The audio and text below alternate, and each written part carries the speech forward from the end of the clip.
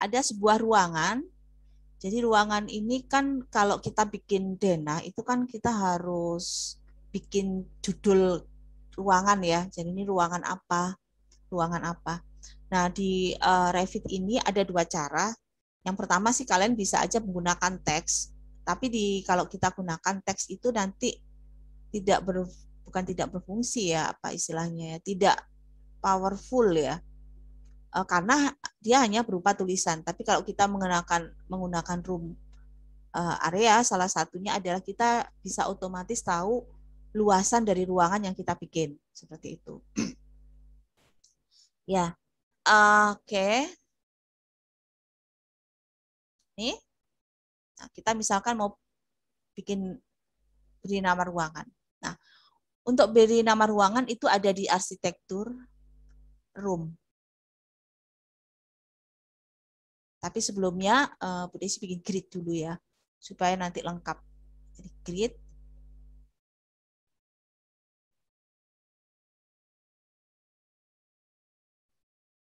Ini cepat aja.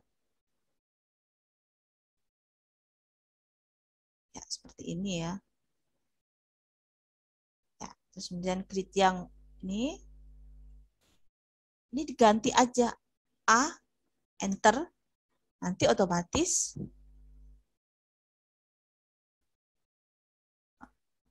oke, ini B, nanti yang di sini otomatis C, ya. Kemudian yang di sini otomatis D. Nah, kemudian kalau merapikan bagaimana? Merapikan, ini kan kita harus aktifkan ya. Nah, ini kan ada tombol begini. Ini bisa ini seperti level ya. Jadi bisa dirapikan seperti ini. Ya. Ini juga ya, jadi nggak perlu takut kalau ada numpuk seperti itu. Ini dirapikan. Ini seperti ini. Ya. Ini. Nah, ini dinyalakan. Ya, seperti ini. Kemudian kita beri annotate, align, ya. Di sini ada wall center line. Kali ini Bu Desi gunakan entire wall biar cepat ya. Bu Desi gunakan entire wall. Bu Desi gunakan intersection wall aja. Oke. Jadi biar cepat bikinnya. Ya, cepat kan? Selesai. Dan ini benar-benar di dindingnya kan? Otomatis di dindingnya. Nah, ini di dindingnya. Ini juga dindingnya. Ini walaupun ada grid ini dilewati dia langsung ke dindingnya. Jadi ini pakai entire wall yang intersection wall. Ya, jadi yang ini ya entire wall, yang dicentang hanya intersection walls. Ya, jadi ini bisa cepat sekali kalau kita menggunakan bikin dimension. Kemudian saya belum ngajarin furniture ya, minggu depan aja ya pada waktu pelajaran rendering ya, taman lighting. Nah, di sini ada beberapa ruang yang terbuka. Jadi kalau di bangunan tropis itu kan kebanyakan dari kita adalah ruangannya terbuka, kemudian dengan dua fungsi yang berbeda. Jadi misalkan di sini ini ada ruangan, di bawah tangga ini ada ruangan. Misalkan ini adalah dapur, ini adalah ruang makan, ini adalah ruang tamu. Berarti kan di sini tidak ada pembatas ya. Sedangkan room tag itu harus ada pembatas. Nah, jadi sebelum bikin room tag itu letaknya ada di arsitektur room ya. Pilih langsung klik di sini ya. Klik di sini. Jadi nanti dia akan langsung memberi batasan, klik kiri 1, klik kiri 2, di sini letakkan 3, 4 ya misalkan. Nah, oke. Kemudian di sini kalau kita langsung klik aja, maka ini akan dianggap satu ruangan. Maka sebelum kita bikin room tag, kalian harus bikin garis namanya separator, room separator, ya. Klik. Kemudian kalian letakkan di mana batasnya. Misalnya batasnya di sini. Ya. Jadi dari ini adalah room separator. Kemudian baru kita kembali lagi ke room. Klik aja di sini. Kita klik lagi di sini. Oke, escape. Nah, ini masih tulisannya room gitu. Iya, memang. Jadi ini tidak bisa otomatis. Kalian klik di room, tulisan room ya, maksudnya klik di tulisan room. Kemudian ganti R tamu. Oke, tulisan kecil aja, R tamu. Kemudian klik di sini, dapur. Ini mungkin R makan. Ini saya tidak tahu, anggap aja R tunggu. Kemudian di sini adalah R kerja. R kerja, ruang kerja. Kemudian di sini adalah ruang keluarga. Seperti ini. Apa ya ini kok gak enak ya ruang tunggu. R kamar aja deh, ruang kamar. Kamar misalkan. Kamar tamu misalkan. Nah, ini ada fungsinya udah selesai. Nah, kemudian di lantai 2, jadi ini kan lantai 1, ini ke lantai 2. Nah, perhatikan. Di lantai 2, gridnya sudah otomatis ada ya. Jadi kita kalau bikin grid itu tidak perlu setiap lantai kita bikin grid. Jadi hanya satu lantai aja yang kalian bikin grid, nanti secara otomatis di lantai berikutnya akan ada grid. Tapi di sini gridnya harus dirapikan dulu. Jadi tinggal dipilih-pilih seperti ini, dipilih, kemudian di sini ada tanda kotak, klik. Dan ini di kiri ke bawah, kiri lagi ke atas ya. Nah, ini dirapikan.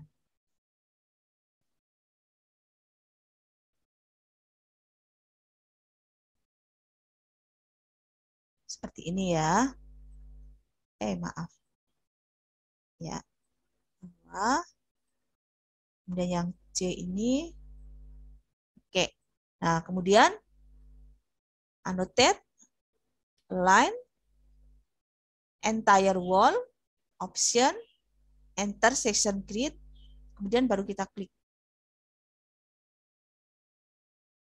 Cepat. Ya. Oke. Kemudian di sini kita beri nama, ya, misalkan arsitektur, room, area, room. Kita beri nama 1, 2, 3. Ya, misalkan ini kamar utama. Kemudian ini misalkan toilet. Ini misalkan ruang belajar. Ini ruang musik. Misalkan ya. Kemudian di sini misalkan kamar. Jadi ini ada kamar utama. Oh, ini kamar aja deh biar tahu nanti. Kamar. Perhatikan tulisannya, hurufnya juga perhatikan, huruf besarnya perhatikan. Kamar. Ya. Jadi di sini ada toilet terus kamar. Kemudian di sini misalkan koridor. Jadi klik. Perhatikan di sini, anggap aja ini adalah koridor. Ya. Jadi ini ada ruang 1. Nah, ini seperti ini. Ini lantai 2 ya. Jadi ini lantai 2, ini lantai 1. Kemudian dari preview awal kan tadi Desi bilang bahwa kita itu bisa langsung otomatis mengetahui luasan dari ruang-ruang yang ini. Caranya bagaimana ya? Jadi untuk mengetahui bahwa setiap ruang ini berapa meter persegi ya secara otomatis dari room, itu caranya adalah pilih salah satu room. Jadi pilih aja salah satu room. Pilih. Nah, kemudian di sini kan ada tag metric. Oke. Ini kita harus load dulu ya. Jadi pada waktu kita pilih, ini kan tag metric. Ini kita harus load dulu. Insert, load, family. Kemudian library, tidak. Autodesk. Kemudian saya pilih RAC. Ini library-nya di sini ada US metric. Nah, cari annotation ya, annotation. Kemudian masuk annotation. Nah, di bawah sini ada kalian cari room. Jadi sini ada room, M room tag ya, kalian cari M room tag. M itu maksudnya metrik ya anak-anak. Kalau yang I berarti imperial. Jadi kalau I berarti kalian salah ambilnya inci. Jadi kalau metrik itu yang mili. M room tag open. Oke, kemudian saya pilih. Nanti di sini akan muncul M room tag ya. Kemudian di sini ada width area atau width volume. Desi pilih yang width area. Nah, nanti di sini akan ketahuan kalau di sini adalah 29 meter persegi. Jadi pilih width area. Jadi pilih kamar tamu, properties, klik pilih room tag width area. Seperti ini. Jadi kita sudah tahu langsung berapa luasan dari ruangan ini. Jadi kalau ditanya, kita bisa cepat menjawab. Misalkan ruang tamunya berapa meter persegi? 24,7 meter persegi. Atau dibulatkan 25 meter persegi seperti itu. Jadi kita bisa otomatis langsung tahu bahwa di ruang-ruang ini berapa meter persegi. Gitu. Kemudian kita ke lantai 2 ya. Lantai 2, ini tinggal pilih. Bisa langsung aja, langsung pilih. Jadi tidak perlu satu-satu, langsung pilih semua. Ya, langsung pilih semua, baru kemudian kita ganti menjadi room tag width area. Nah, oke, jadi di koridornya sekian meter persegi. Ini biasanya cepat kalau kita mau di lapangan ya, mau beli keramik misalnya, jadi misalnya kamarnya habis berapa meter persegi, kamarnya sekian meter persegi gitu. Jadi kita bisa cepat sekali untuk menjawab pertanyaan dari lapangan kalau mereka membutuhkan data luasan dari misalnya lantai karena ada kebutuhan untuk membeli keramik dan sebagainya. Ya, jadi itu adalah room tag. Kenapa pakai room tag? Ya karena ini. Ya karena ini. Nah, kemudian apalagi? Nah, ini kita ke yang namanya color scheme ya, color scheme. Nah, jadi kita bisa memberi warna-warna ini sesuai dengan fungsinya. Biasanya kalau untuk presentasi jadi lebih kelihatan gitu. Oh ini area kamar, oh ini area koridor dan sebagainya. Terutama untuk bangunan-bangunan besar kita bisa langsung tahu ini area mana dengan warna. Nah, caranya adalah annotate ya. Terus di sini ada color fill. Kemudian kalian klik di sini. Oke dulu. Nah, kalau kita langsung oke gini ya kosongan karena kita belum masukkan data ya. Bahwa legend ini, color fill ini apa sih sebenarnya. Jadi ini kalian pilih edit schema. Oke, nanti keluar seperti ini. Edit color schema. Kemudian di sini kategorinya apa? Kalau di sini kan space, kalian ganti room. Karena kita kan kategorinya berdasarkan nama ruang, jadi room. Kemudian pilih salah satu dari color fill. Pilih salah satu dari color fill. Kemudian di sini ada color, ini kan berdasarkan departemen. Nah, kita berdasarkan nama, name. Yang nama yang kita tulis, berarti ini berdasarkan name. Oke. Nah, nanti ini ada warna-warnanya. Apply. Oke. Nah, seperti ini.